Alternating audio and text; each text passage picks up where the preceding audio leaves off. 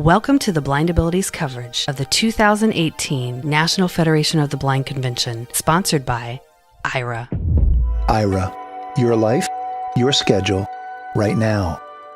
Welcome to Blind Abilities. Pete Lane. I'm on the floor of the exhibit hall at NFB 2018.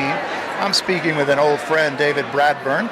David is with Zoomax. Zoomax is a new company for David, and I'm going to ask him to tell a little bit about the company and the product. Good afternoon, David. How are you doing? I'm great, Pete. Thank you, and it's great to see you again. Great to see you, too. Tell us about Zoomax and your products. Sure. So Zoomax is a manufacturer of electronic video magnification products for individuals with low vision.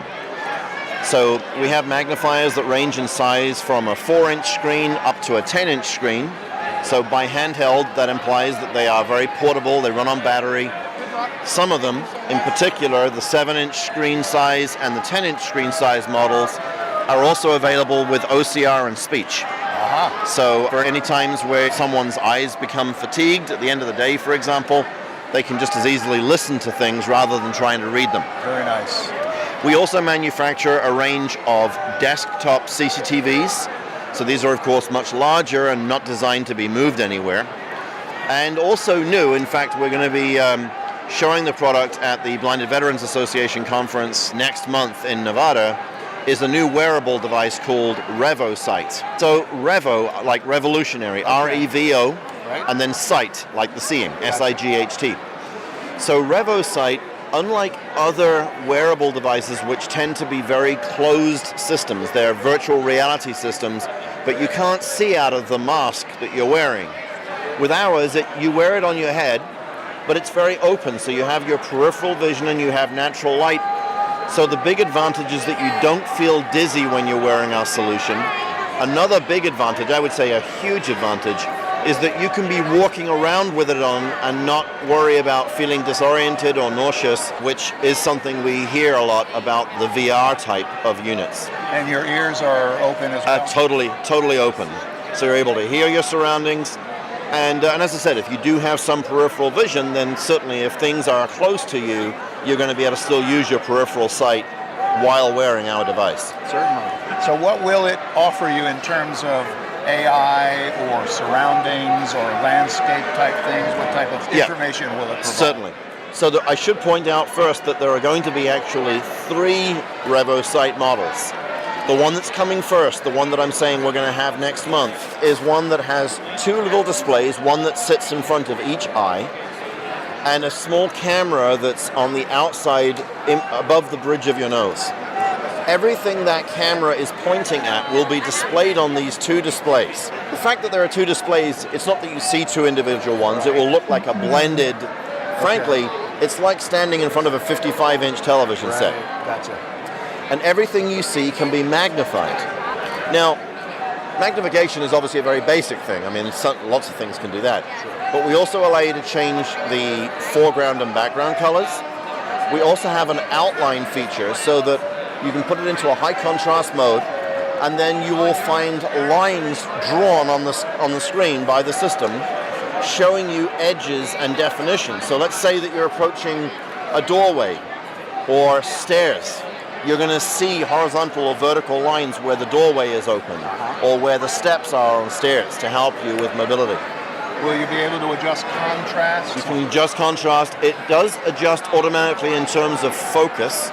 So you can use it to look around, look into the distance. So if an individual was using RevoSight when they were out shopping, let's say at the grocery store, you could be holding some produce or a can or a bag of something 1 second looking at the ingredients, and the next minute you're looking up in the air at the signs that hang in supermarkets telling us what's available for sale in that particular aisle. The other point that I should point out is that RevoSight will function for approximately 10.5 hours on battery. Great. So that's a day's worth. And how does it mount, or is it a carry item? It fits on your head, and it has a little dial at the back that you turn to kind of tighten. Okay. It's kind of like wearing a baseball cap, except your hair is visible. Okay. All right. Well, think of it like a visor cap, right, that someone might wear. Right. It's kind of like that, except that instead of a visor at the front, it's actually got these little displays that are suspended or in front of your eyes. Hanging down on yes. Some sort of a like a frame. frame. Exactly. And the camera's on that same frame? It is, yes. So that's the one that's coming out first. The other ones that are coming as well, I'm hoping we'll have those to show pretty soon too, will feature the ability to do optical character recognition of text, recognition of faces and objects and things like that. And then the final one is going to be our light version. The light version actually I think will be the most popular. It's going to be the most affordable certainly, with a target MSRP of about $2,000. But you'll be able to use it for reading. It'll truly be hands-free reading. OCR. Yes. So you don't have to worry about, holding something in your hands except maybe the book or magazine or newspaper that you care to look at. Of course. And everything you look at is going to be displayed in large print. Great. What about the price point for the other two models? That has not yet been finalized, but based on what I've heard, I think it's likely that the first one, the larger of the three, is going to have a price somewhere in the region of around $4,500. Okay. The middle one, the one that's going to come second, is going to have a price point of around $2,500 to $2,750. Tell us about other products and what price ranges we might look for in those. So on the handhelds, the smallest device, the 4.3 inch, is $349. Okay. It's $650 for the 5 inch. It's $850 for the 7 inch. Add $100 if you want OCR and speech with that model. The 10 inch. The top model has the OCR and speech. The two top. The two top. So the larger still is the 10 inch model. Ah. That is $1,299 without and $1,499 with OCR and speech. What would set that one apart from the lesser models?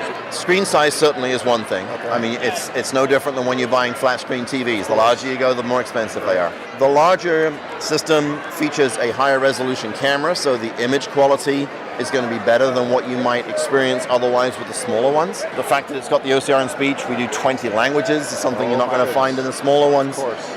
But ultimately, size is everything. Yeah. It depends on the needs of the end user. So some people are going to come along and say, well, I want something that's going to fit in my pocket, so when I go out to a restaurant, I can take something out and use it to study the menu. Sure.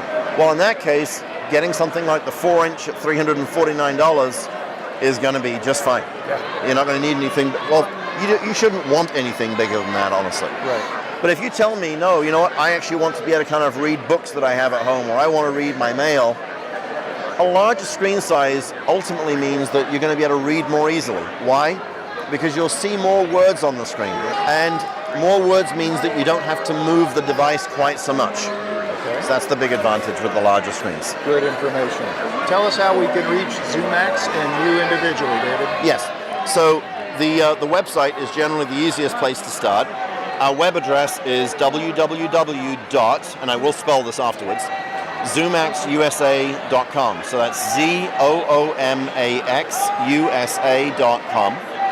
We have a toll-free phone number, 866-296-8388. And if anyone dials that number, you'll reach me. Excellent. My name, again, is David Bradburn, and the company is Zoomax. Do you have an email address you'd like to share? Sure. So it's my first initial last name. So it's dbradburn@zoomaxusa.com, and my last name is spelled BRADBURN, dbradburn@zoomaxusa.com. Excellent, David. Thank you so much for Pete, it's been a pleasure. It's always a pleasure. And I'll apologize now for that background noise, which is one of our state NFB affiliates hawking their product, which happens to be candy. Yes. And I will try to include all of the contact information that you've given us in the show notes in case the audible version didn't come through. Perfect. Thanks again, David. Good Yeah, to see welcome, you. Pete. Take care. Thank you.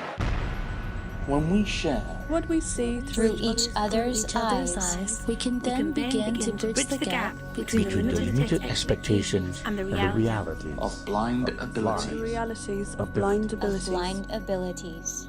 For more podcasts with a blindness perspective, check us out on the web at www.blindabilities.com, on Twitter @blindabilities. Download our app from the App Store, Blindabilities, that's 2 words, or send us an email at info@blindabilities.com. Thanks for listening.